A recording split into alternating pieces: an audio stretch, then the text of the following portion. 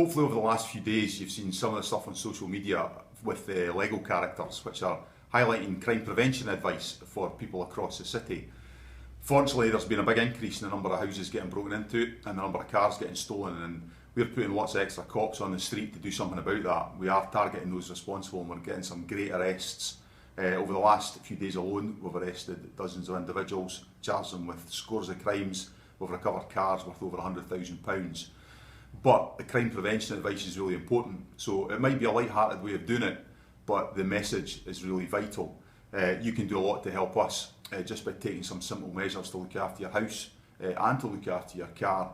It goes a long way to preventing the crimes happening in the first place. It's better to prevent a crime than to know who committed it, and that's something that's really important to remember. However, I'd like to stress and reiterate that we are doing a lot of fantastic work to target the criminals responsible, and we'll continue to do that. It's a big priority for us over the next year, and it's something we'll be focusing on. Of course, other things go on in the city as well, and over the last few days you might have seen us recover thousands of pounds worth of cannabis plantations in various places across the city.